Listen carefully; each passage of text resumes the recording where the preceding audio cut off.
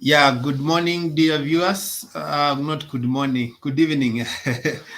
Yeah, depending on where you're watching from Kenya, it is a good evening. It's actually 8 p.m. I'm here with Dr. Matsanga, who has been a resident panelist on this channel, Mtembei. And here we share current affairs.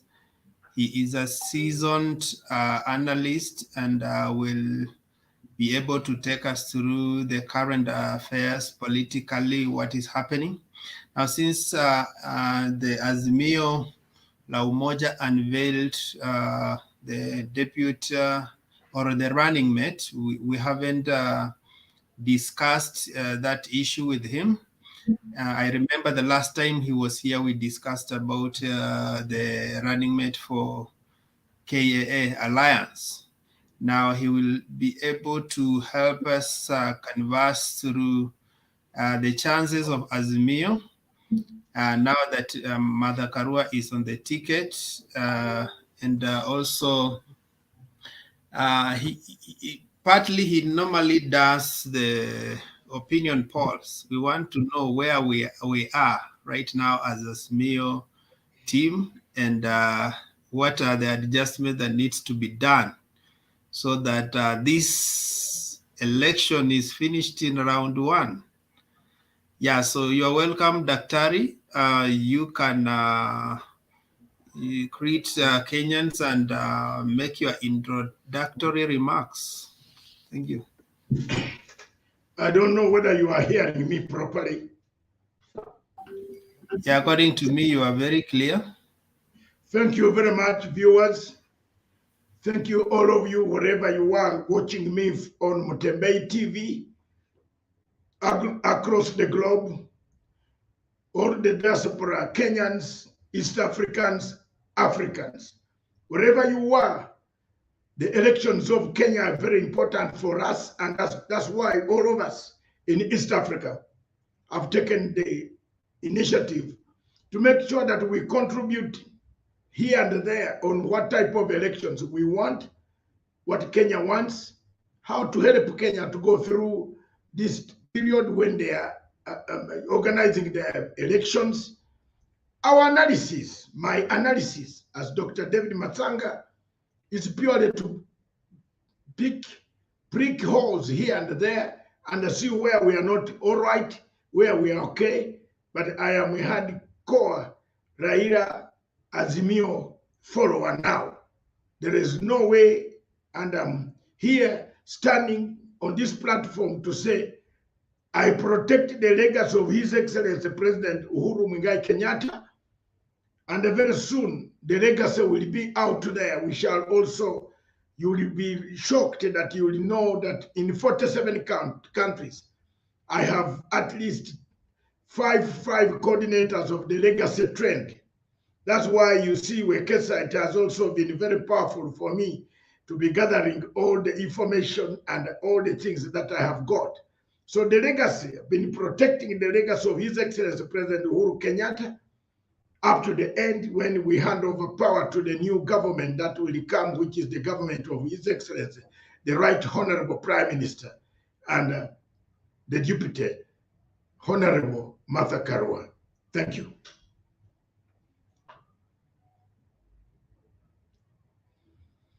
Yeah, so the Raila Odinga Martha Karua ticket has been welcomed with a mixed reaction. When Raila Odinga was unveiling Martha Karua, he said that he's looking for a running mate, a deputy president who is a co-creator and a co-worker and not a competitor to the president. What's your view on that ticket? Is it going to be having a correlation and a co-working spirit? Yeah, because most people are saying that the choice of 2022 running mates is done with the awareness of how the last deputy president performed and how the relationship was, and everybody is avoiding to have such a running mate. So was it a wise choice in your own view? I would say definitely yes. It's a very, very wise choice. It's a choice not mixed with reactions, but a mixture of a cocktail of good fruits. I can discover, just say, is a cocktail of good fruits. The Raila Odinga basket is a cocktail of good fruits that can produce the best people, the best leadership for this country called Kenya. If you look at the cocktail of the best fruits, in Raila you find a liberator. In Raila you find a Democrat. In Raila you find a consistent man. In Raila you find a man who never gets angry.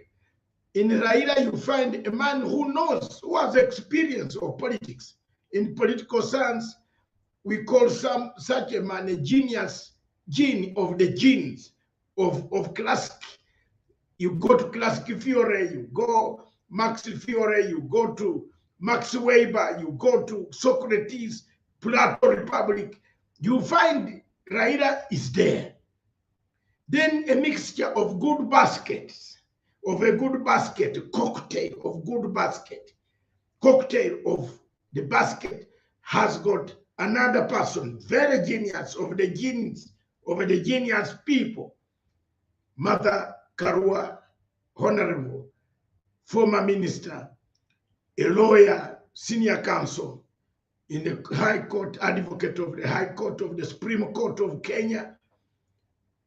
She is genius in the sense she has qualities. One, as an administrator. Two, as a great fighter for freedom.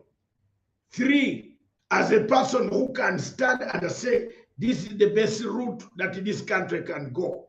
Four, she has the means to give the direction, to fight corruption. She's not a person you are going to tease about on the question of corruption. So in that, Kenyans have got a person who will keep their money, who will make sure that their economy, once you have collected the tax should go to the exact project, not to be taken anywhere else. We can see already the opponents of Azimio, like Rigathi, is already making a lot of mistakes. He's showing us what he is. He's showing us what he's going to do. He's showing us that he is going to, divide the Safaricom into several branches, that Safaricom will not give us services. I am one of the few people who maintains that Safaricom should be left with its M-Pesa and other affiliates of its company so that it can run efficiently.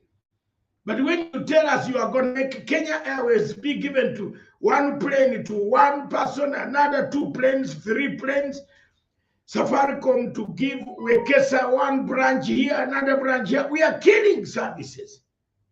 So such a man has warned us. And that is the policy they are going to use. Because their policy of economics is a very interesting policy of economics that I have never seen on planet Earth. I don't know bottom up to bottom to go where. You need money to trickle down to the masses. Money must be sent to the masses. But why Ruto fears money being sent to the masses is why he wants money to be sent from down. He wants to steal it and use it and pretend that he is using it to build the bottom up. Yet money in any system in the world. Look at the developed economies, South Korea, China.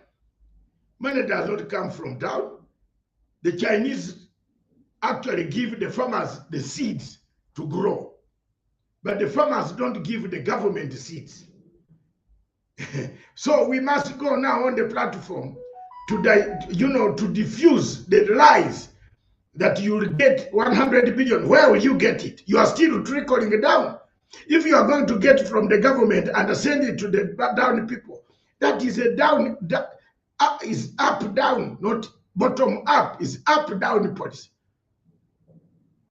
You are not doing a bottom-up policy.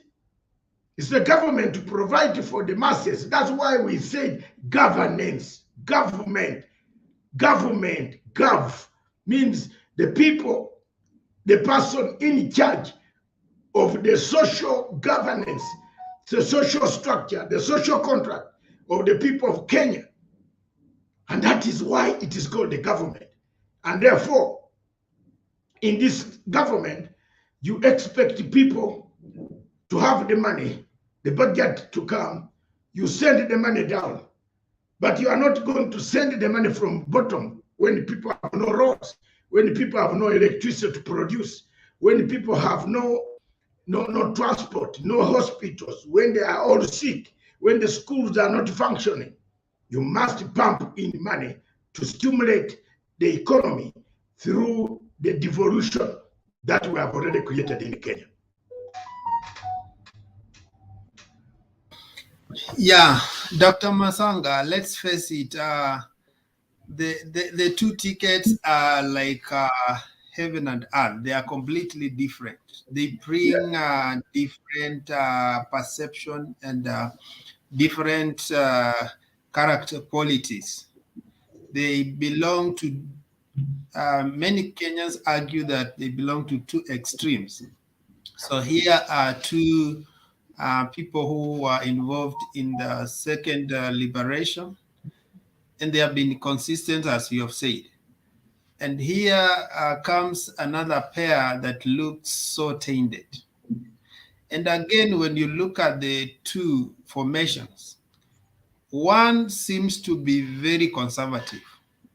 Why should I say conservative?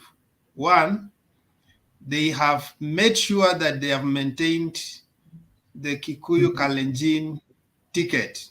They played around, but they went back to the same formation. Yes. Second, on 31st August 2020, William Ruto said that he's going to give this country a female running mate.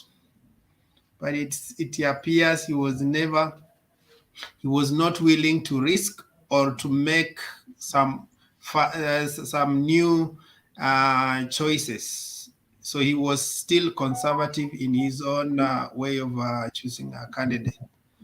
So kindly shed light on the two formations and the kind of standing they have. Which ticket represents change?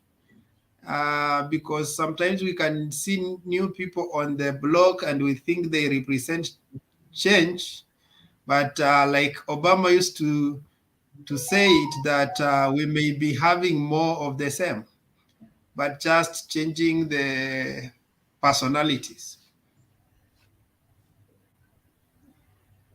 First of all, the ticket.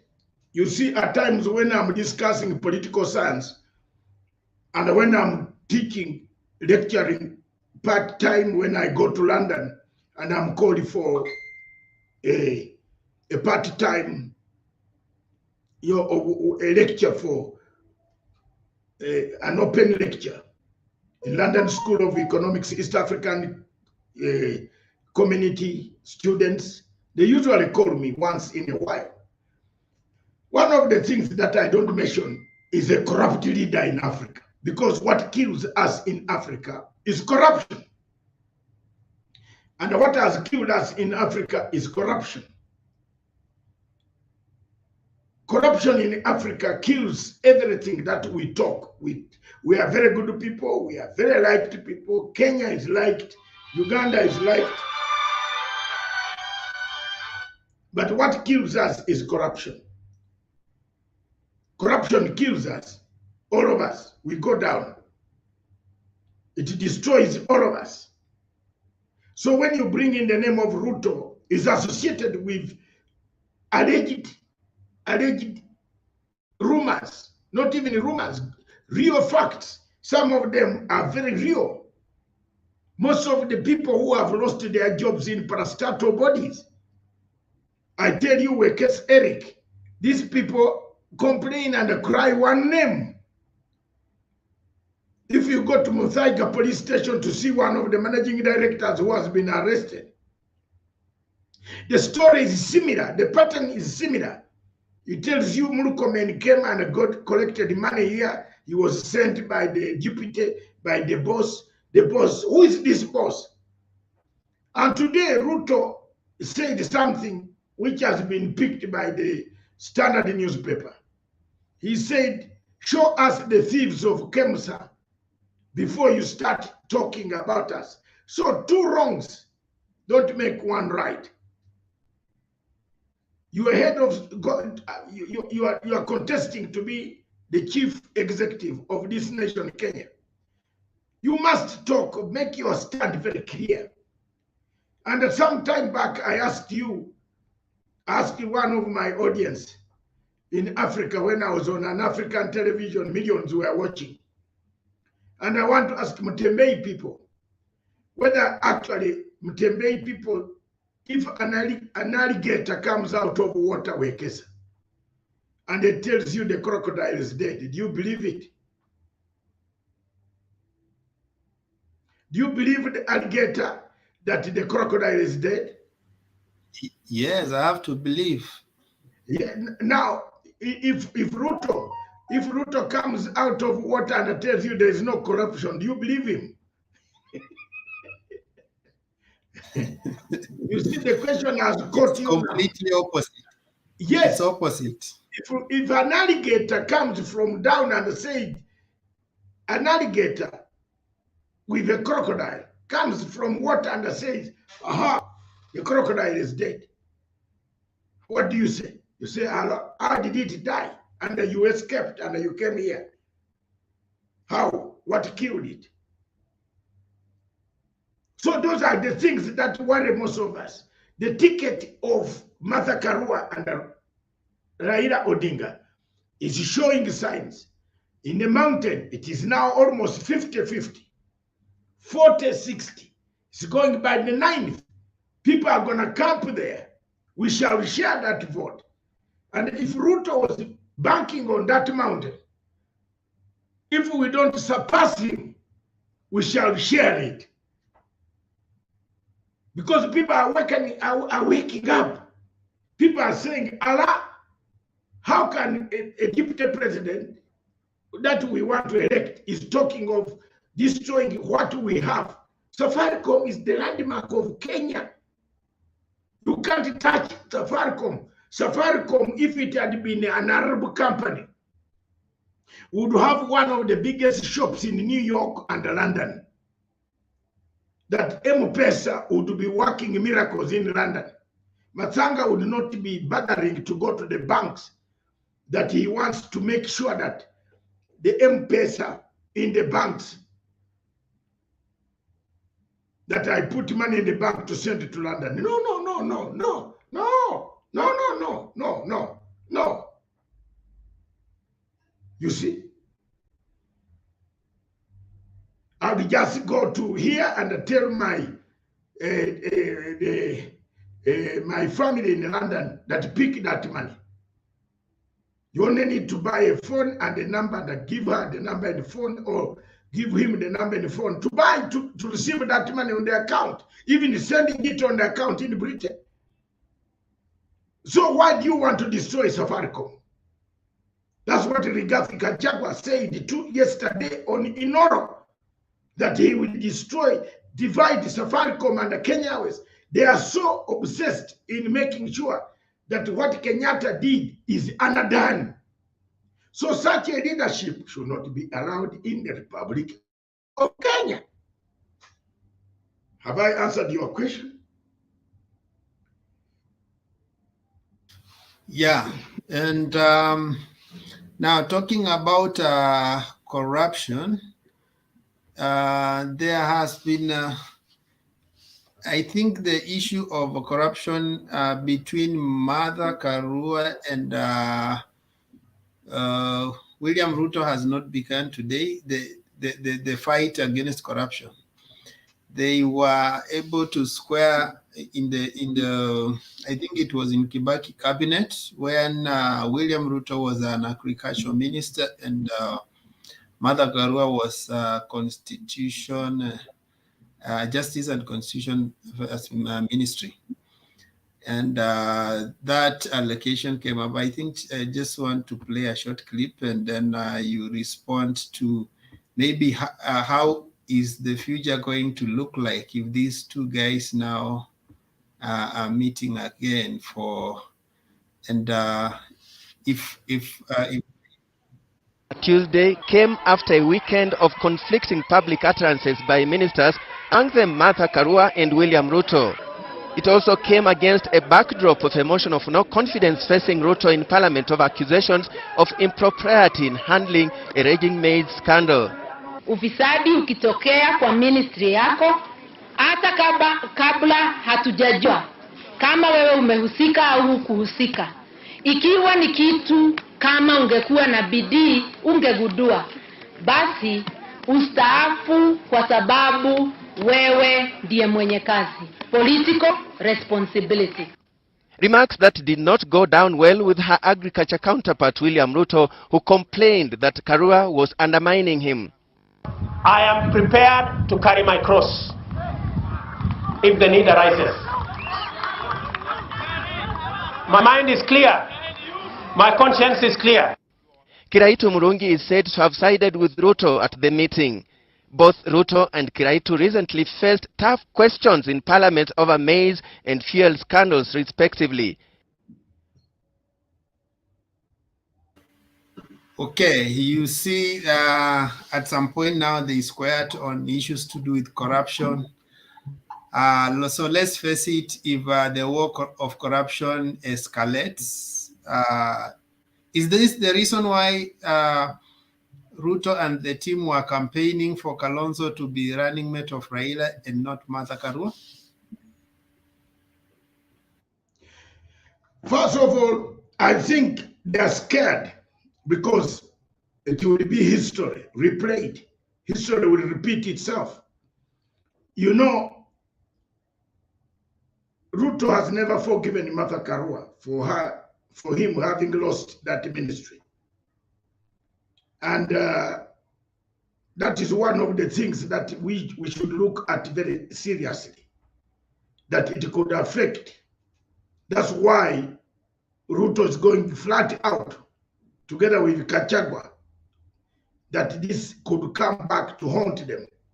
In fact, for me, the question of corruption in Kenya is one of the saddest issues that I discuss every day in my lips, in my mouth, in my presentations, on my television.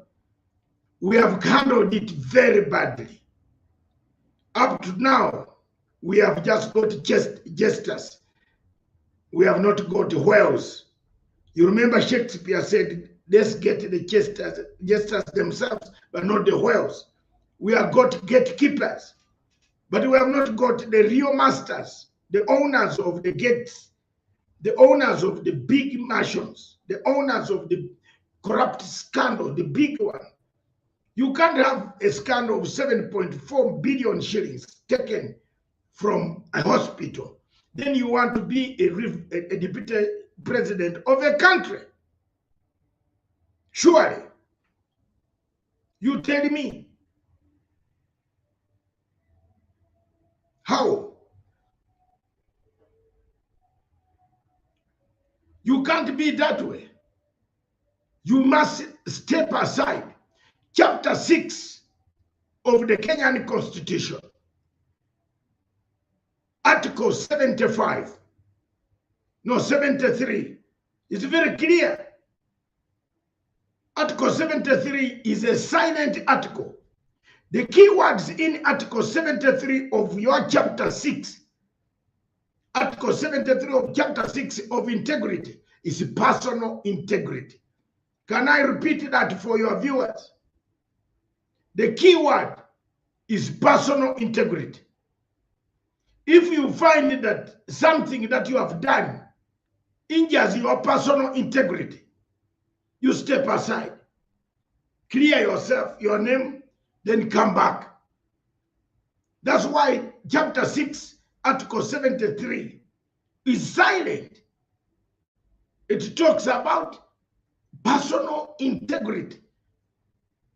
You have taken money. You are being charged in court. You are going to go to the same court to put your petition in case you don't win an election or your election has been rigged.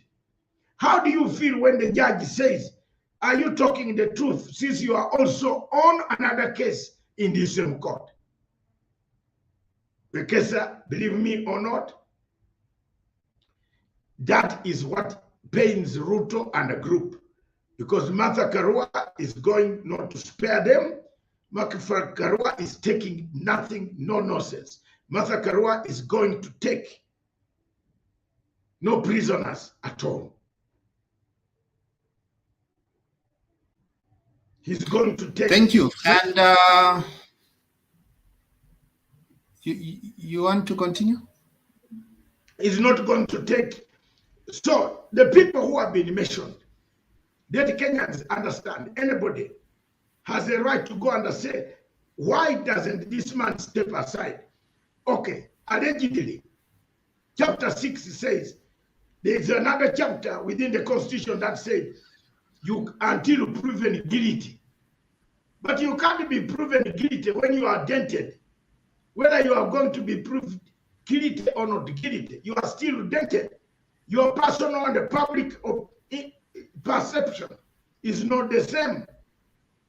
That's why people in the United Kingdom, once their cars are found in the red district, I believe you support which team? Chelsea? Do you support Chelsea team, or which team do you support? I am with the Manu, the Red Devils. I am with Liverpool. Okay. I've been in Liverpool for 45 years. This is the 46th year now. There was a chairman, a very senior man called Mira. He was a minister in Margaret Thatcher's government. Margaret Thatcher and John Major. He drove his car as he was going home after watching the football match. He was going home back in Knightsbridge. In Knightsbridge, if you have gone to London, there is a place which is called the Red District, where you can go and commercialize sex.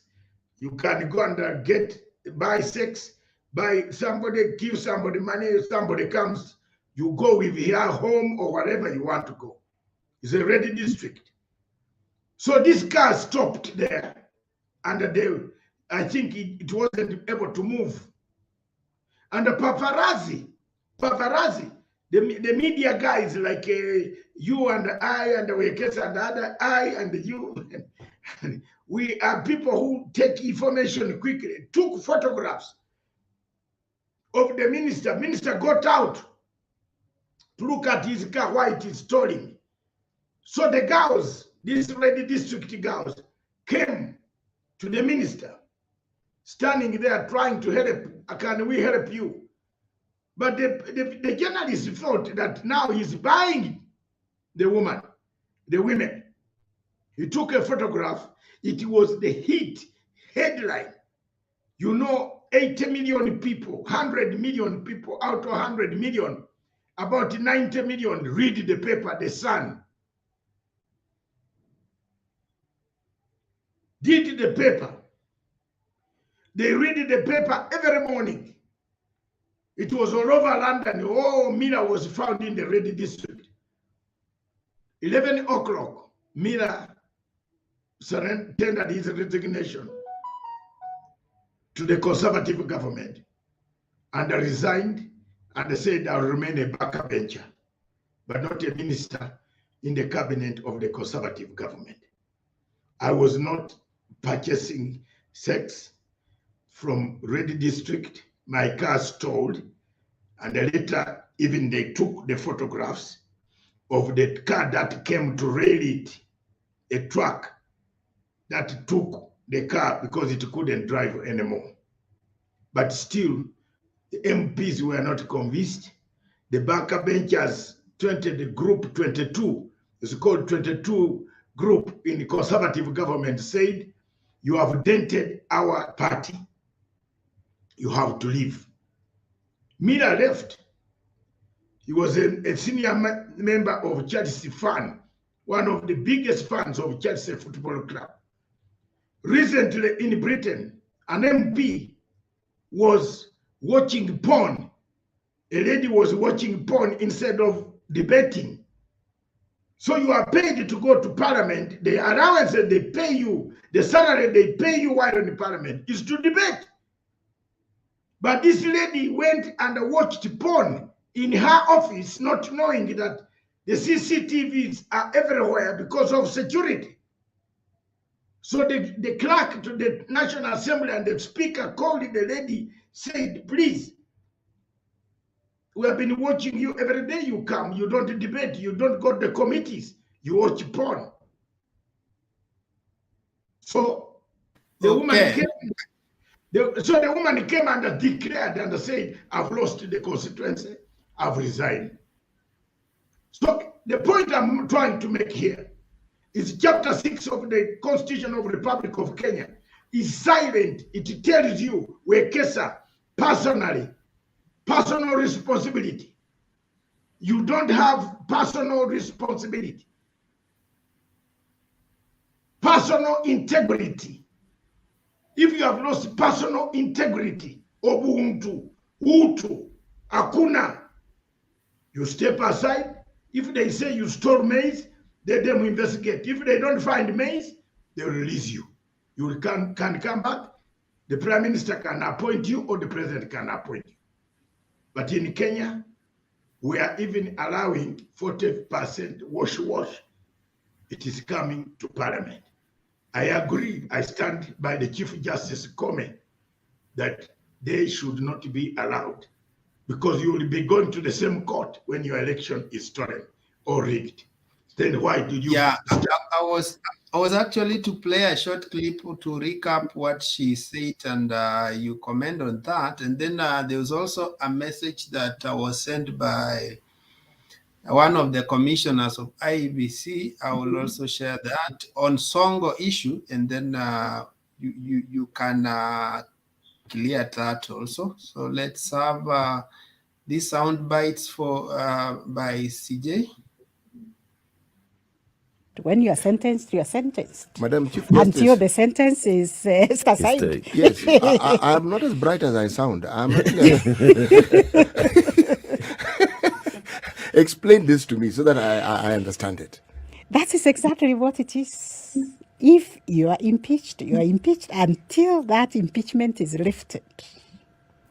And if you take the matter to court, if you're still impeached? Of course, until the court lifts the impeachment. Yeah, so now. And so is the sentence. If you have been sentenced, you are actually sentenced until the sentence is set aside. So if you appeal, you're still sentenced? You are still sentenced. The appeal does not take away the sentence. You see, why I ask is, we have a case where somebody was sentenced, went to the appellate court, and they're back in Parliament. So I'm thinking now, so that sentencing, what was that all about? Yes, I think we interpret the law the way we like to, for our benefits. Of course, if I want to benefit, I will interpret it the way I want. Therefore, but the law remains the law. Yes. Daktari, if you're impeached, you are impeached. Yeah? Yes. Can I play that one for IBC and then you comment on both of them? Yes, sir. So that we don't come back on the same issue again. There was that of Songo.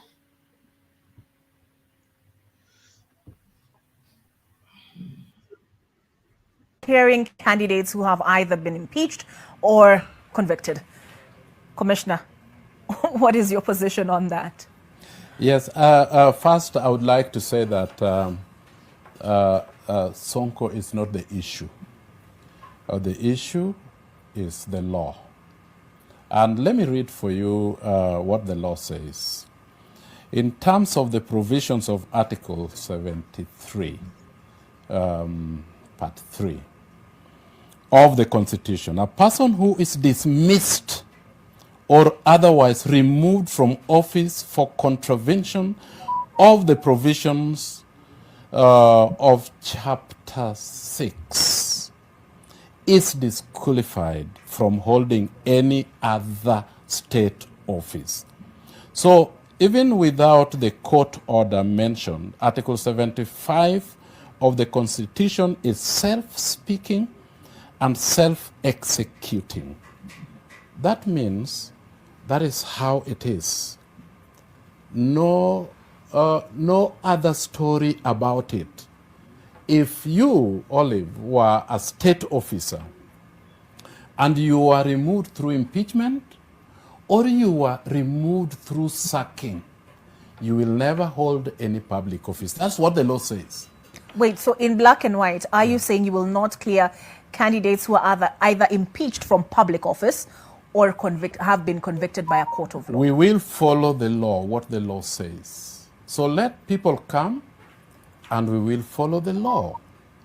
The other thing that causes confusion, Olive, and let me tell you this, there are people that have been sacked, but they have also been taken to court and a judgment given to them, but they have not been jailed for over 7 months.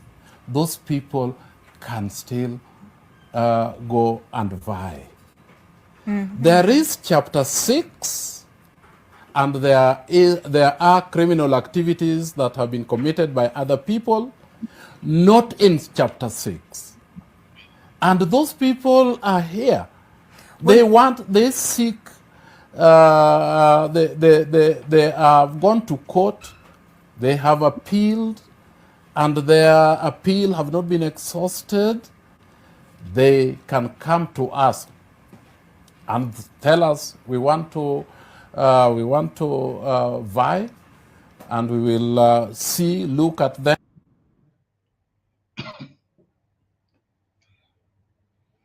Daktari, explain to a layman who doesn't understand the law. You see, there is a confusion. There are people who think like some people are being favored and others are not being favored. But the commission is trying to create a difference between those who have been impeached, sentenced, and those who may have criminal activities, but they may not have been sentenced. Or if they have been sentenced, maybe more than, less than, was it 6 months? So he says such can still be cleared. To us as a layman, we think like anybody who has been mentioned on anything should not even be cleared. So help us understand there. First of all, this commissioner should be sacked. I think we took the wrong people. He's a judge. This guy is a judge. He's a constitutional man. He has studied constitutionalism. There are silent articles in constitutionalism that leave you, the judge, to make judgment. When you are sentencing a person who opened the door and found his wife sleeping with another man, sorry, children are watching, we don't want to say more than that, or found another man in the house having intimacy, and the man who came from outside the door hit the person, do you call it murder or manslaughter? Wekesa. You call it murder or manslaughter? I think it's manslaughter. What type of manslaughter is it? There are several types of I'm not an expert in matters of law. Okay. There are several types of manslaughter. Yes. It's accidental manslaughter. You are walking and you fall, or you knock somebody and then you fall. Then there is this motivated manslaughter with motive. The motive here, not with motive, but with a reason. Then there is self-defense manslaughter. 3 types. You find somebody with your wife. The first thing you should do is the anger. You cool your anger. So when a judge is sentencing the 3 categories, what does the Constitution of Kenya say? All of them go to jail. But among them, one could be given 1 day in jail in the sentence. And they say you have been jailed for 1 day because you didn't know. You were walking and he was walking, you knocked each other. And the one who got a hammer and beat up the other person will be given more time in jail. Maybe 2 years, 3 years, cut short. Because he should have restrained himself. The article, chapter 6 of the Constitution, this judge here should know. Chapter 6 is very clear. These are the people confusing the IBC. Chapter 6, Article 73 is very clear. Can I read it? He attempted to read, but you can read it for clarity purpose. He didn't even attempt to read. He doesn't know. That's why he left even the judiciary. I mean, there are certain people in Kenya who academics who go wrong. Chapter 76. The key, chapter 6, Article 73 of the Constitution, authority assigned to a state officer. We shall leave that. The officer must be consistent with purposes and objects of the Constitution, demonstrate respect for the people, bring honor to the nation and dignity to the office he holds, vests in the state office the responsibility to serve the people rather than the power to rule them. Okay? It is talking about the people. Now, 2A is what finishes this judge. The guiding principles of leadership and integrity include selection of the basis of personal integrity. Because have you heard that? We all went to school. Some of us went to very good universities in London, not these ones in where no, very good universities in London and other places where the Muzungu will not mark you and give you marks because you are beautiful or handsome. But these marks of these days where people give marks because you promise the person something later. Some of us were marked with Bazungu who don't know you. They don't know Matsanga comes is a relative of Wekesa from Bungoma. I don't know why we are losing your image. My image. Oh, me, maybe I'm going nearer there. So can you see it now? Yeah, Can but you the clarity has gone. Are you not seeing misty. I'm seeing you, but it looks misty. No, it is the same. I can't see your eyes. I only see your mouth.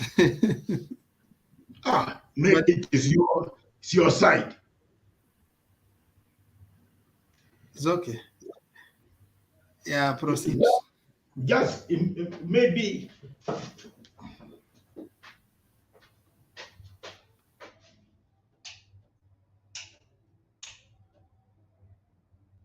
Is that okay?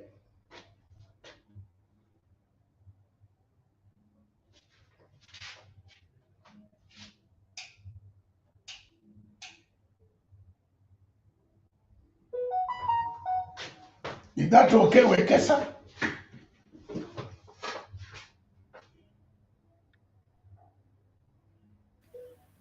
Okay.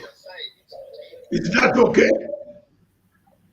I'm told you are clear. It's maybe it's my network. It's okay. Just proceed.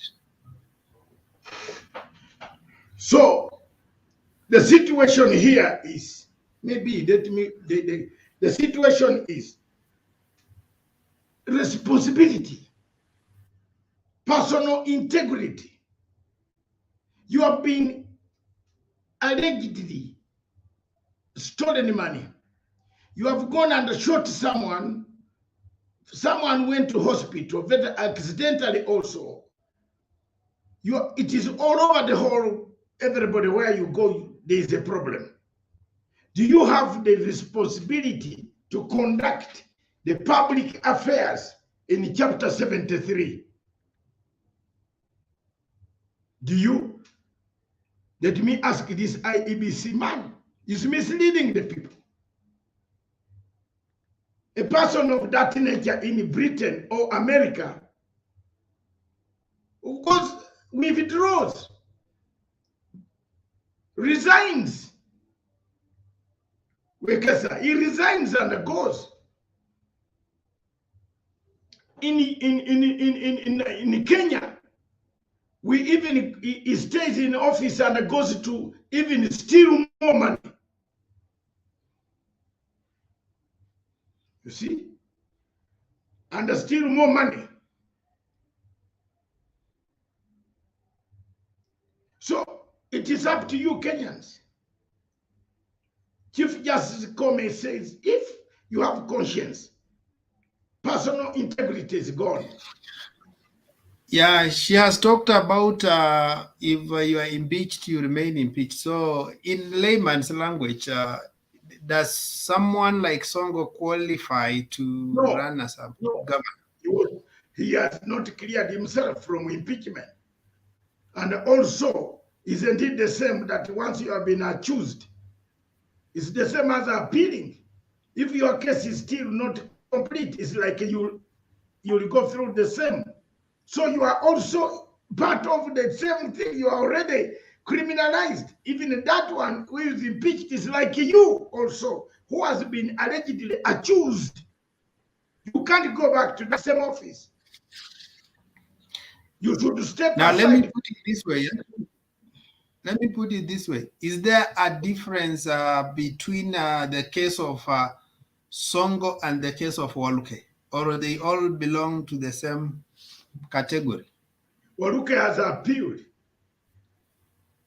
So for him, he can he can run, no? No. He remains, he's appealed. And he can, even if he's appealed against what? Isn't it the sentence?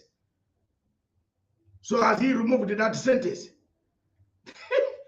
That is what, exactly, that's what the Chief Justice is saying.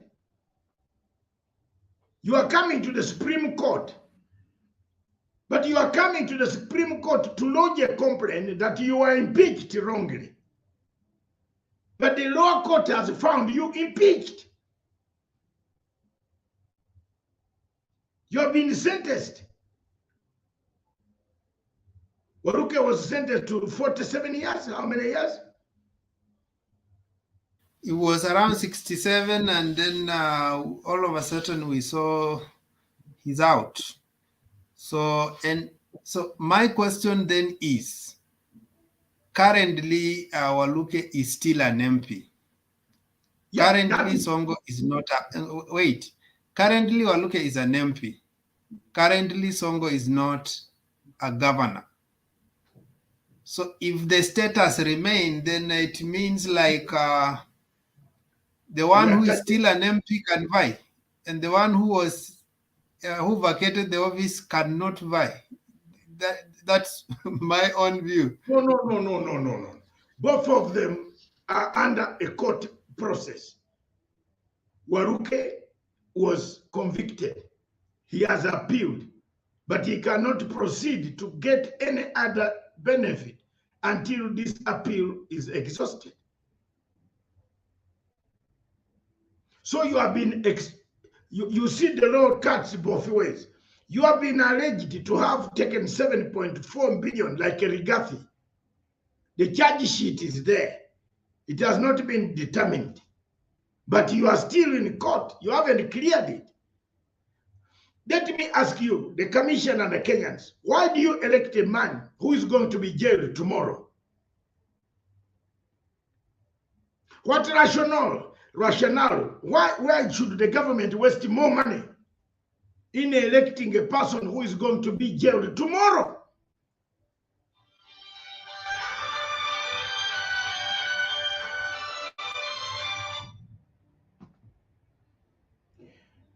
Why would somebody elect a person who is going to be jailed tomorrow? If you have been taken to court, you have been sentenced, it means your process is in court. So the Chief Justice was saying, regardless of whatever it is, the Chief Justice was saying, you are still in court. You never know, tomorrow you could be sentenced. Yeah, but here is where the confusion is. There are two even judgments that confused most Kenyans, like that one for Aisha Juma. It was postponed until she goes through electoral process. Same as, was it Rigathi Gachagua? We were told that he was put off till September. So after the electoral process. So does it mean to some it's postponed, and to some it hinders them from running for the office? I get lost at some point. Boss, in a normal democracy, not a banana republic, I have read for you chapter 6, article 75. 73 is very clear. Responsibility, conscience, and personal integrity. In normal democracies, in America, even if you are not guilty, you step aside. That is what the chapter 673 says. Get off. Don't wait. Now the Kenyans have said, until I'm proved guilty, I must be in the office. So you can't come and shoot people. And it has been a norm. Look at Ruto. Ruto was convicted for having grabbed land of Muteshi, fined 5 million shillings. If you translate them into sentence, it's more than 2 years. He has a conviction on him, and you are going to elect him as your president, or you want to elect him, go him as your candidate, and you are happy with him. That conviction of land grabbing is a serious matter. Muteshi died without getting the compensation.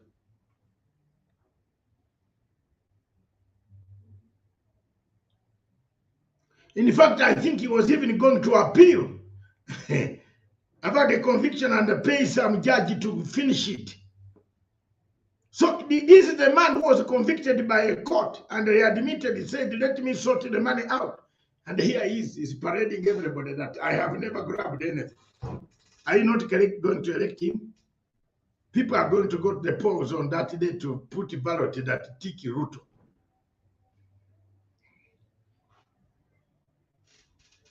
So if you are in court, you must, chapter 6 says, it safeguards you, but the basic right, the Bill of Rights says, until I'm proved guilty. But don't you think your children find it very bad for them to say you have been sentenced 67 years like Waruke, and you are still enjoying running around that you are an MP? I'm just asking. How do you people from Sirisa, I believe you are from Sirisa constituency? Yeah, initially it was Sirisia, the largest Sirisia, but when it was divided, now I'm in Kapchai. the one with Right. which had by elections. So, but Sirisia is just my neighbor. Yes. Yeah, but initially, actually, let me say that when the crime happened, he was running to be my MP because I think his case started, the issues started 2004. So that time he was running to be Sirisia constituency MP. So right now it's still Sirisia, but divided into two. Yes. Okay. So that Yeah. it is not that we're against anybody in UDA or Kenya Kwanza. The corruption is on both sides. It is there. The people have been shown. The Alliance for Integrity. Yeah, it's on both sides, but the problem is there is a side when you mention corruption, they say you are targeting us. That's where the problem is. They know the thieves themselves. They know who are stolen. You write one word on your post and say thief. They say you have now come for our man. They know. They can even kill you on the Facebook when you write the thief is here. They say you are talking about our man. So everybody, and they want to kill you on your own website, on your Facebook. Thank you. Thank you. I want to bring in one more aspect before we'll go back and finish on the issue of Martha Karua. Let's have one more aspect that I found the lawyer, the senior counsel, Otienda Amolo, was discussing, which was quite interesting in terms of the two agreement of Azimio and the Kenya Kwanza Brigade, because they're in a bigger legal and political deceit game than even what Dan Mounds and the others have been persuading Kalonzo Musyoka to go to. Because ultimately they have something they're calling an alliance, an agreement which is an alliance, which they claim to have deposited with the registered political parties. But it is one without foundation in law. Because the only thing with the foundation in law is a coalition political party like Azimio, which is founded in the amendments. There is nothing in law known as an alliance. So whatever they negotiated, whatever they purport to have signed, whatever charade they are leading Musalia Mudavadi, Wetangula, I don't know who, to say, oh, we'll give you 30%, we'll give you KPA nominations, I don't know, we'll give you half the judiciary, is idle. And it is not based on any law, it is not based on any fact, it is merely meant to hoodwink. And if that thing was to be opened up, they're in a bigger political deceit game. Thank you. Aaron Cheruiyot has said a lot of things, but I'll only speak to one thing. You see, Aaron Cheruiyot says that theirs is not an alliance, and yet their own agreement describes it as an alliance. He says they are a coalition of political parties, the same way NASA was and all that. To that extent, he's right. The only thing is, what they are, that alliance, is not one that is regulated by law. The same way NASA was not regulated by law in 2017, the same way CORD was not regulated by law in 2013, or indeed the Rainbow Coalition in 2002. And that is why even the MOUs that were signed between Raila Odinga and Kibaki was able to rubbish them because there was no law to protect it. That's where they are. But now we created a law for those who believe that if you sign the agreement, then it is enforceable, because it's enforceable by the Coalition Political Parties Act. So the difference between where we are and where they are is that in our case, any member can enforce what is the content of the coalition agreement. In their case, it will entirely depend on the goodwill of the president, or the presidential candidate. And he has the option, as has happened before in 2002, remember, of saying that was just a mere MOU. So anybody who runs to the Kenya Kwanza Alliance believing they have signed some agreement should know that they have signed an idle paper. They will not have the protection of the law. So that is what you call the legally idle. Absolutely. Fantastic. Daktari. Yes. You know, some about defined culture as the way things are done here. And it appears Kenyans love unwritten laws than the written laws. We saw many leaders, they sided with the Political Parties Act and they passed it. But no sooner had they passed it than they went back to the normal drama they used to do. So we are told that the side of KAA decided to do alliance as the former, as the way it was 2002, the way it was 2013 and 17. But Azimio chose to do it according to the new Political Parties Act. And then even when Azimio did that, some within, and that's why there were even fallouts, they were still struggling with the same law, the likes of Kalonzo, Mutua, and Kingi. So what is the problem with Kenyans? We create laws and we don't want to obey them. We want to live the way we are used to.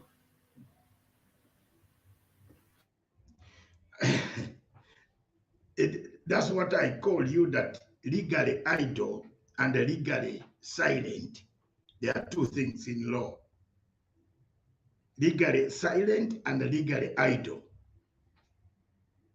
Idle, it means you are wasting your time. Silent means it can bite you, the judge can decide. The judge can decide that I've been listening to Matsanga. He has been telling this court lies. But he doesn't know that I have the silent powers. They are not idle, they are silent. He decides to say, which is you find in chapter 6, Article 73, personal responsibility, integrity. You don't have it. You have already been taken to court, you are in prison, bed bugs hit you for 2 days, for a weekend, kamata. Then you want to come out and walk back in the same office? Go and walk in the same office. Continue to work. So how will the CIDs investigate the case? How? Step aside and leave the CIDs to do their investigations. Then go and face the court, clear yourself. That is what Martha Koome is saying. How will the workers whom you suspect might have reported to the police behave in the factory? You will kill them. That's why you are advised not to go. Even your bail conditions say, why then? Why then, if people are saying you must be proved guilty, why does the judge say don't step in that office? Why? You have seen everybody who has been given bail is told not to step in that office. Because you interfere with the... Exactly. So are you not going to go to parliament to interfere with your case? You are an MP now. And you want now to even it's worse even when you become either deputy or the president. Exactly. When you become the deputy president of Republic of Kenya, who is going to arrest you? Who? Tell me who is still going to arrest you and dump you in the committee or in the Matsanga police station. That's why some people are making noise, because they know it touches the silent law. The silent law and the idle law. There are two types: legally silent, legally idle. Thank you. Okay, now when Raila Odinga unveiled Martha Karua, he gave her that ministry that she was in, I think, Justice and Constitutional Affairs. Yes. And now the Kenya Kwanza Alliance are using that as campaign tool that this alliance is about the constitution and returning the BBI. On the other hand, when he unveiled Gachagua, he said that he'll be in charge of economic recovery. Now, is Gachagua portraying himself as someone who can midwife economic recovery in this country, owing to the statements he has made concerning in many economic forums that he has been? Does he look like he understands the economy of Kenya and he's out to restore? Because even you look at his acceptance speech on nomination, it was, he looked like he was not even prepared. And he looked like he was addressing Mount Kenya, not addressing Kenya. We talked about tea and what factory, whatever, on the mountain and stopped there. He forgot that he was being unveiled as the deputy, the running mate for the post of a deputy president of the Republic of Kenya. So what is your take? First of all, thank you very much, my brother. I just want to tell you that there is a disaster in every statement that Gachagua is making.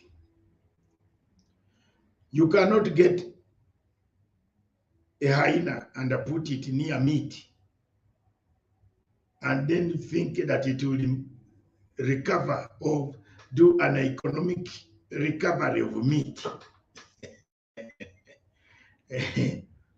He should have called Mr. Gachagua a scavenger of economy.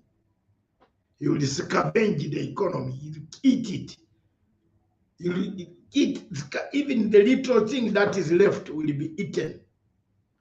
He's a money eater of the economy, not an economic recoverer. He can't recover this economy. Which tools will he use? Which brains?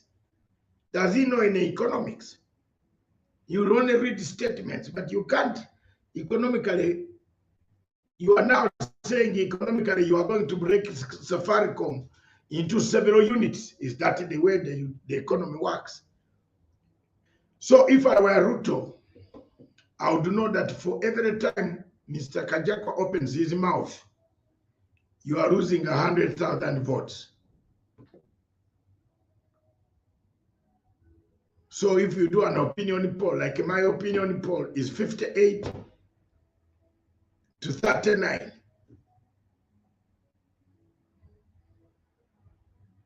58 for Raila Odinga and 39 for Ruto if opinion polls were to be held between 15th and today. If the polls, that's my take, and there is a percentage of flowing of 2%, then 1 plus and 1 plus 5, 1 plus 5, minus 1.5, 1.5. Margin error. It will swing around there. Raila's vote will be around there. They will win the first round. By the time 9th, things in Kenya Kwanza, already there are so many pitfalls of insanity coming up in Western. Some MPs are saying we are just taken for a ride. You can't get 70% in that place. Where will you get the vote? So for me, mine is that Gachagua cannot manage to represent Kenya on the economy. The team that is strong is Baba's team. That we wish them good luck all the way to the ballot, and we shall continue campaigning. There are two things that I talked about which Baba should change. He should change the communication strategy. He can have his own people there, but have other experts quietly sitting down to help. We are not saying to inconvenience anybody at the moment, but he should bring in more other people who know how to talk, how to work, how to communicate, how to teach communication strategy. There is showbiz. and there is communication. Showbiz is different from communication. You need spin doctors, several of them who can spin, because the other side of Wuda has spin doctors who are spinning every minute. That's the only advice that I can give Baba, because I'm sure he watches your TV. Thank you. I've seen you have touched on messaging. I've seen Martha Karua wants to bring out something like an authentic message, completely different from the other guys who are rich of propaganda. Will it sell on the mountain, or it needs some spin doctoring, as you're saying, in terms of packaging her message to the mountain? Is Martha, she driving the message home? Yes, Martha is very good, but you need to package her messaging. You need to package it and let it work, and it goes deep.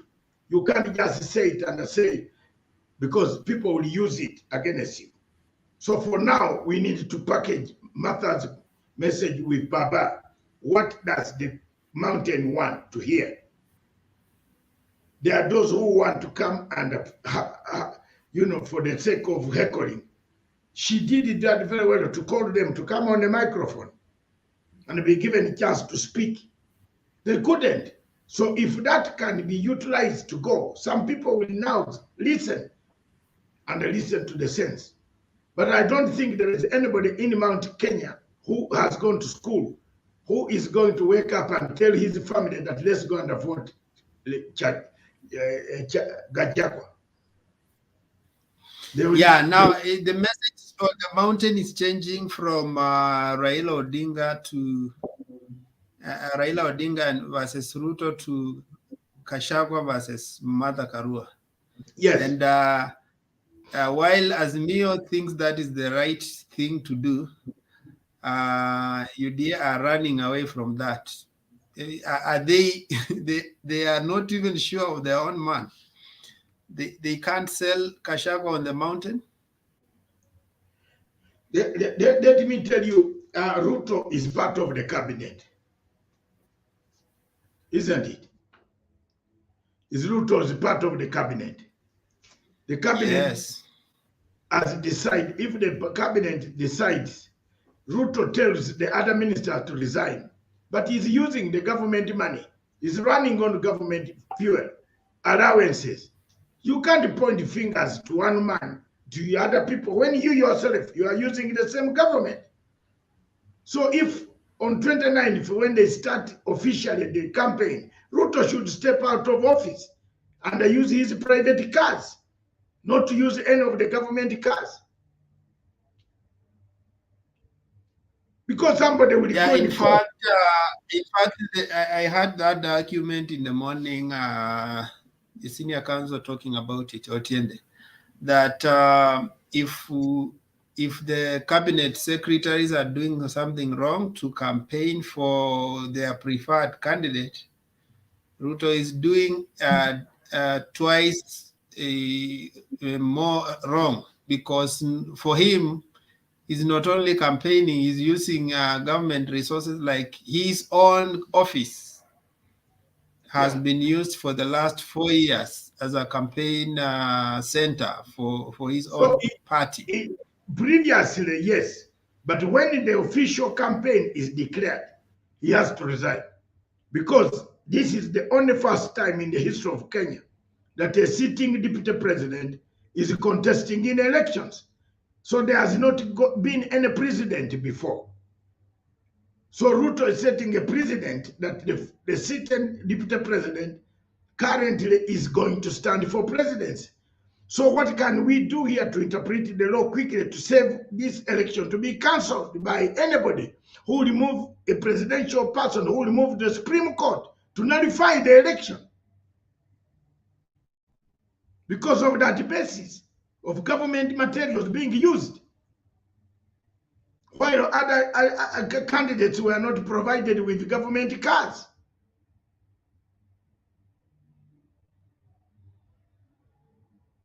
You are telling people to collect 400 million Kenya shillings for campaign, but Ruto is collecting a salary. Tell me. This is a disadvantage to the other contestants in the presidential race.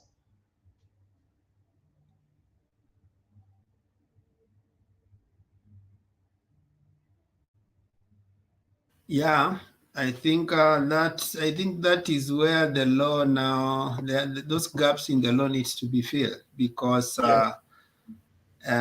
you remember when Uhuru was the incumbent, when he was campaigning for re-election, he had to do it as a sitting president, and he's more advantaged than the others. They saw to do the sitting governors who are campaigning for re-elections. They are still using office machinery. That's exactly what the parliament should have used. It should have solved those puzzles, but the parliament of Kenya are interested in allowances. So I don't know what we can do. Okay.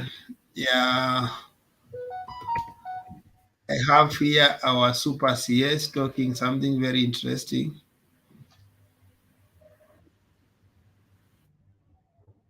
Deployed, I don't know who, to collect views about how the complaints the police have, so that when they come to power, they will resolve those problems. You know, sometimes you can actually laugh if it wasn't a serious issue. Those fellows who are saying that, some of them have sat with them in the National Security Council. And my brother here can bear me out. They have never said one thing about the police, one, when we are in those meetings. They'll only talk about the police if there is a tender. Now they are saying they're the ones who are going to provide solutions. They know nothing about the investments that we have made. They don't know the hospitals that we have built. When President Kenyatta took the oath of office in 2013, we didn't have the special training unit, which is the envy of everybody in Kanyonyo. And the hospital that we are built there, and the services we are providing, and the specialized training we are doing, and the capacity we are built there, so that we are able to police the entire of that region, and the equipment and the resources we have acquired. That's why we could arrest terrorists who escaped from Kamiti in a matter of 72 hours. They have no clue. We brought down the corruption in the procurement in the security sector to zero. Because in the past, air was being sold there, police didn't have boots. This man will tell you how people were, the same people are making noise out there and telling us about how they're going to reform the police, who was applying police bulletproof vests for $900 when in the factory they are costing $90, and so on and so forth. These mad people were the problem. They're claiming to be the solution now. If those budgets were managed differently in the past, we probably would be having 6 hospitals by now. If air was not being sold to police officers in the guise of procurement and so on, if lies were not being told about procurement for the police, we would have been ahead. I like what Fimal said, Kagua. Kagua. Before kuchagua. Kagua.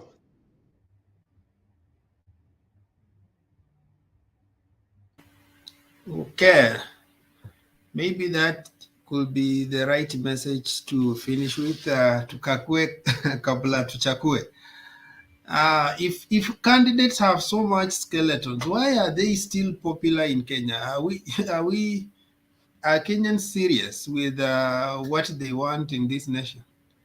How comes we complain so much, but we end up voting the same people in the offices? In fact, they feel more safe when they are mentioned, because someone will tell you you are even making them popular by mentioning what they do.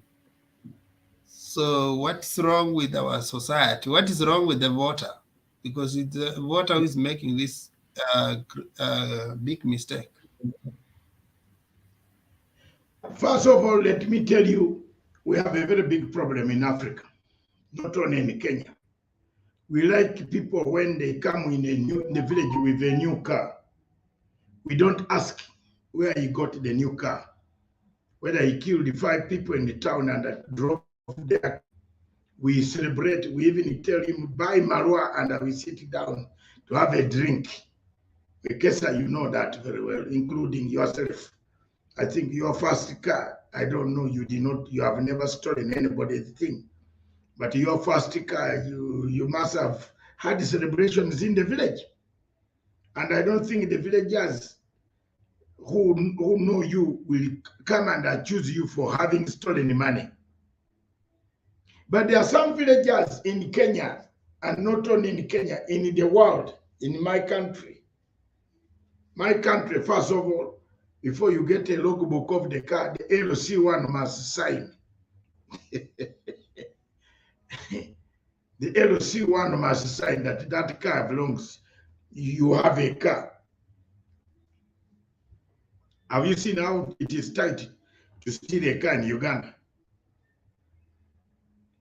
So LC,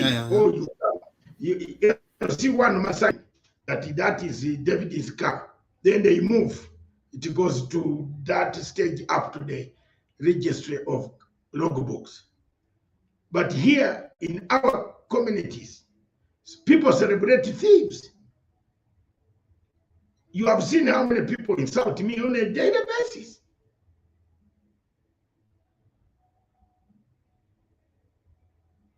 You have seen.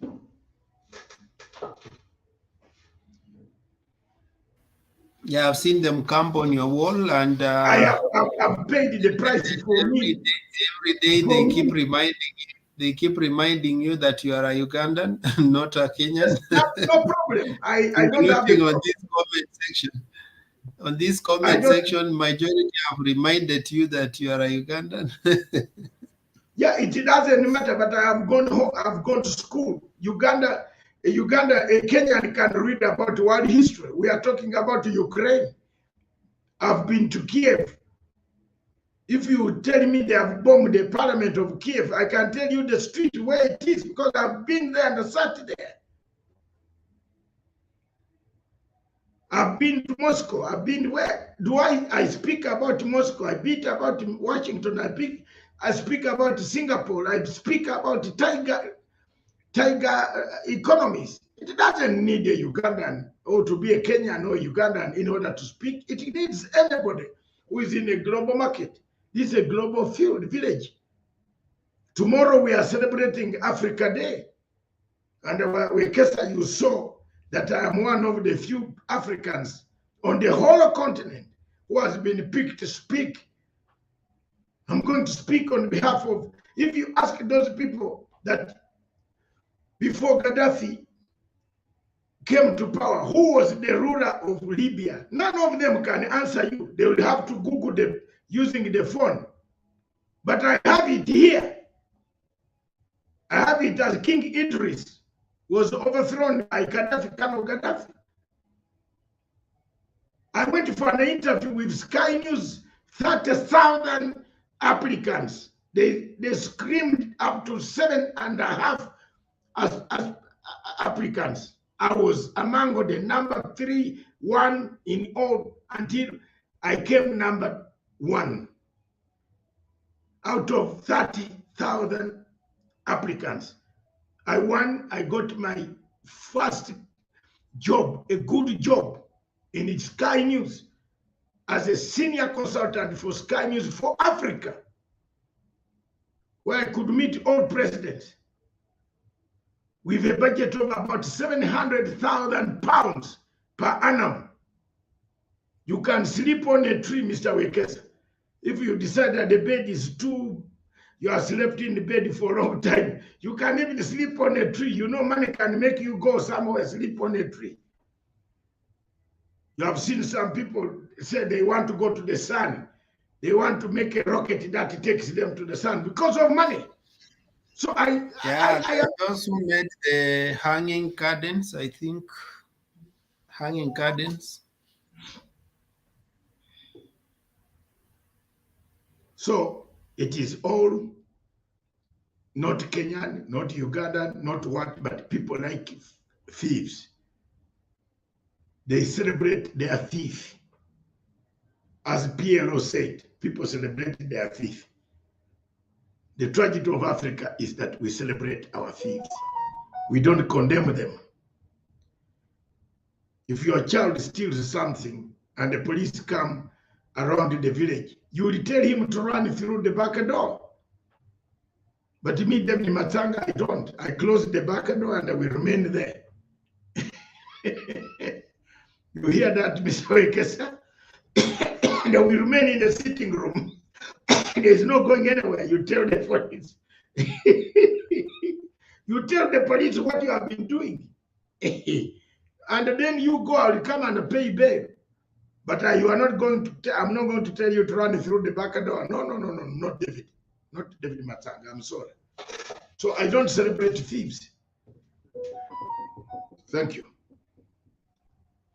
Perhaps the only point that we have not touched in less than 3 minutes or 2 minutes. Yes. The question of IEBC hiccups.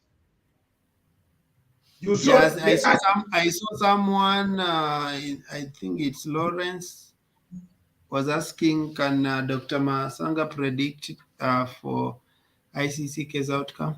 Was that the issue you had not touched? Yes, I had not touched that one.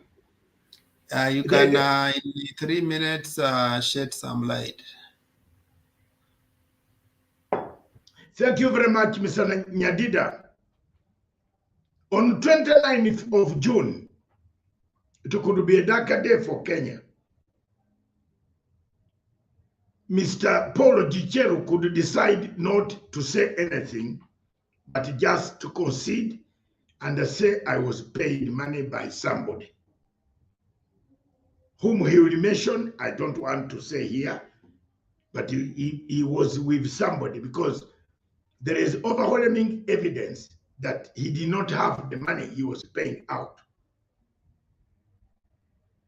Whether you like it or not, Article 70 of the Roma Statute is very dangerous article, that they don't need the highest probative evidence that has value to give you. They only need to know contact, you had it. If they can prove that you had contact, like Bemba was in prison. His lawyer was outside the prison. But they proved that Bemba from the prison in The Hague was able to direct money to be paid. And they jailed Bemba with his lawyer. So Article 70 is dangerous. Mr. Gicheru could plead guilty to save the court's time, and he could lenient can come. The legal silent, what did we say? Legally silent article can work. Yeah, legally silent and legally idle. Idle. Legally silent article can work on Gicheru. The court can say, since you have shortened our lives and made sure that you have agreed, we are now fining you 200,000 euros.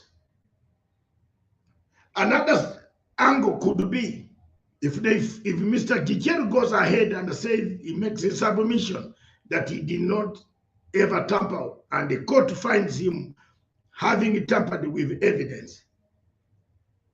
July could be a very bad month for Kenya, because the ruling will come back and the judges could recommend for more arrests and more arrest warrants for some people who gave Gicheru money. So, and the sentence is 40 years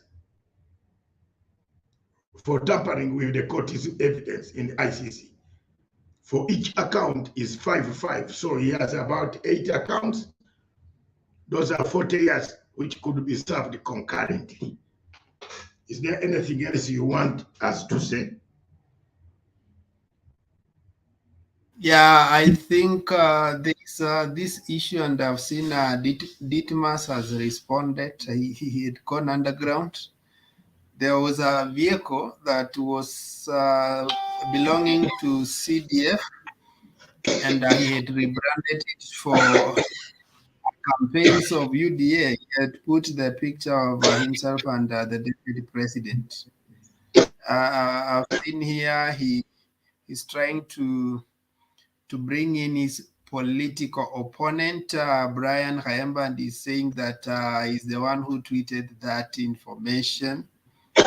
So I don't know, but I think the police are still pursuing that issue. So, but if it happened, then how do you rate our politicians? How do you take a CDF vehicle and then brand it for campaigns? Brian Kayamba did not change the government number to private number. So why do you blame him? This man is naturally a thief. So, you know, my brothers from Luyaland shame me. And I've already written on my Facebook, I think you saw. It's a very shameful thing for you to do something like that because you are dying for Ruto. You get a government vehicle, remove the number plates and insert your number plate and put all the colors you want. It's very shameful. And the police have already impounded the car. So what has Kayamba got to do with it? If there is nothing that he has got to do with it, why doesn't he report to the DCI straight and come out and say, I'm here? And prove to them that this was his car, not a CDF car. Thank you. Someone wants to mention that thing in passing. I don't know.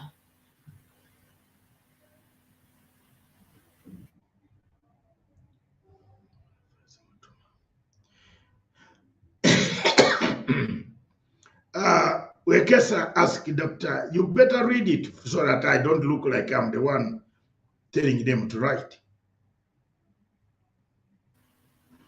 Yeah, okay. Mr. Wekesa asked Daktari to comment on relationship between Ruto and M7 and also alleged militia group being trained in Uganda to destabilize Kenyan election. I think maybe he's basing his argument on one of the videos that was circulating in social media. I don't know if you came across it. He alleged that there is a plan to rig Kenyan election, and the plan is hatched from the neighborhoods. Did you see that video? I saw the video, and Wekesa, I declined to comment on matters. Yeah, if it's not on matters of security, we are not. I'm not going to comment on the matters of security. If the security apparatus are busy looking for that evidence, they will get it. And on the question of relationship between Ruto and Museveni, I can't also comment. The only thing that I can comment is that Mr. Harun Ayadin cannot be allowed back in Uganda. And Mr. Harun Ayadin was not a new fruit farmer. As far as publicly Uganda has said, he conned the government of Uganda by saying he will come and build a chemical industry, and he was an investor. About 3 weeks ago, Uganda hosted Turkish investors, and Mr. Harun Ayadin did not turn up as one of the investors. All industrialists from Turkey, all top businessmen. So if Harun Ayadin was really a businessman, investor, who had already acquired a Ugandan plot to build a chemical industry, why didn't he come to visit, to be among the 200 businessmen cleared by the government to come to Uganda to seek business? So on that basis, I leave Mr. Mutuma to find out the relationship between him, between President Museveni, His Excellency, my President of Republic of Uganda, where I was born, where I am not very conversant with some of the things they do because I don't live there. And you can find out. So I cannot allege things that I don't know. That's okay. Yeah, that's okay. Kalonzo is expected in the country, I don't know, this week or next week. What is your view? I think the vote was the aspirants of Wiper took a vote, and there was 45 out of 50 wanted him, or 90% wanted him back in Azimio. 5 failed. I've seen different Kenyans react differently. Some say he should take up the chief ministry. Others say that ipatiwe Madam Ngilu at Kalonzo atatumes. I don't know what is your perspective. I think we can finish it there when you comment on that. First of all, my brother, I've written very extensively about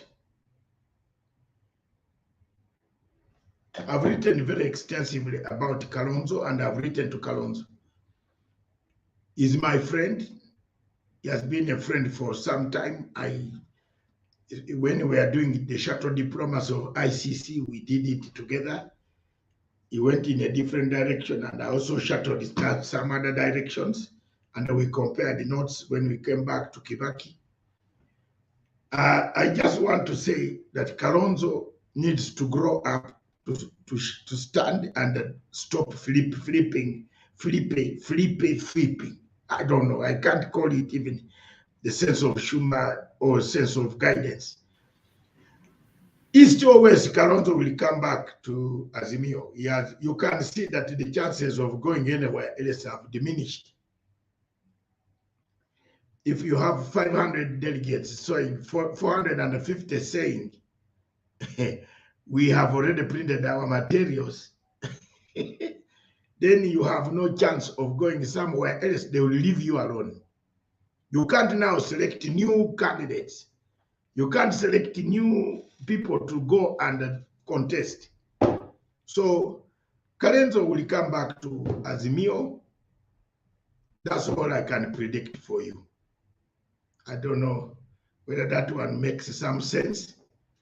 He will come back to Azimio. There's nothing much we can say about him. His character is well known by so many people. He has been like that for many years. He does his things in a different way. He takes time to do his things. So let's wait and see what he comes out with tomorrow or another day. But he will come back to Azimio, I'm very sure, because the roads have narrowed. Okay. Thank you. And viewers, we are coming to the close of our discussion. I've picked most of your concerns. For those who are complimenting our guests, we appreciate. For those who are criticizing, we still appreciate. This is politics, and everything is debatable. So we allow you to give us your opinion.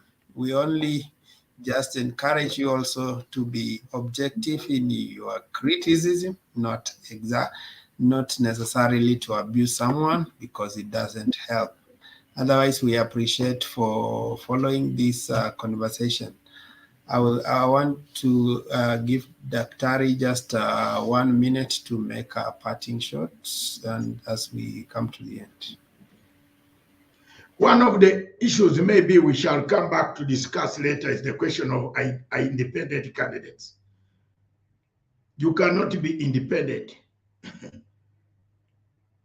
when you say, I am independent but vote for Raila Odinga, or I'm independent but vote for William Ruto.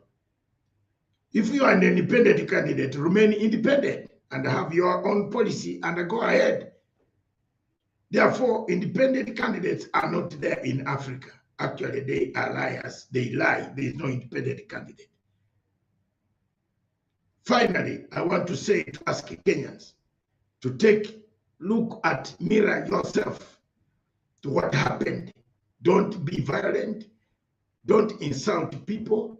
Don't use the language that the deputy president was using on Mishra when he said we shall take him home, when he knows that Raila has a home in Bondo and Mishra has a home in Keses. Why didn't he say, qualified to say he goes back to his home in Keses? But he was using a racial victory which is not worth it. So for me, I am Paul preaching to I'm a Gentile preaching to the Jews. If you can always remember the letter to the Philippa by Paul chapter 4, from chapter 4 verses 2:8 to some, you will see the plea of Paul that I might not be here today or tomorrow. But you, the people of Philippa, remember not to vote thieves that will kill your country. Remember not to vote violent guys like Ruto who will swallow your country.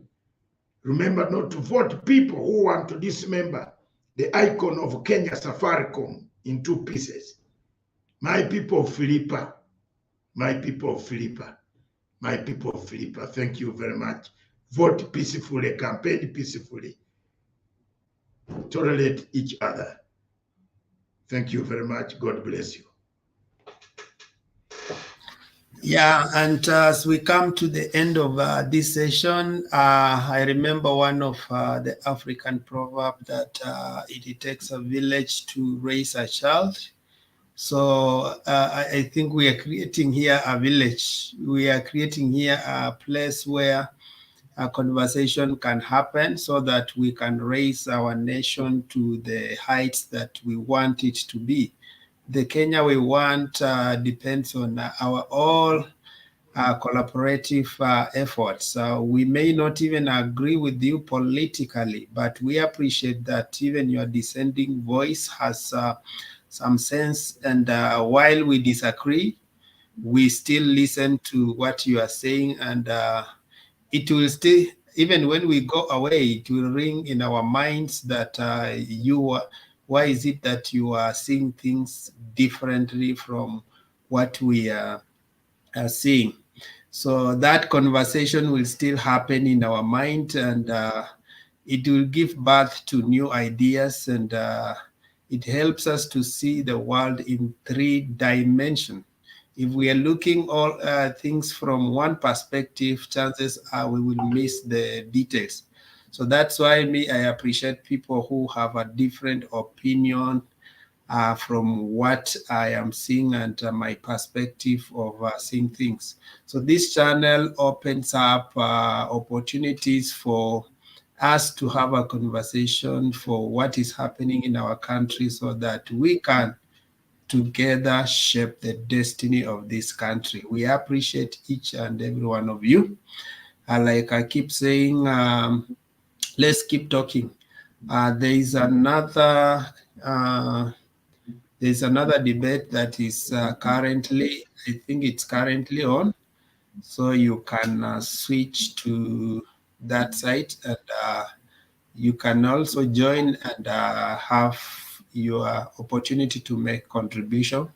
This one is always a special session, just a short one, but the other one takes longer hours, so you can have an opportunity to also log in and make your input. Thank you, all of you. Have a good night. Let's meet next week. Thank you, Daktari, for the insights. Thank you very much. God bless. God bless you. Good night. Yeah, good night.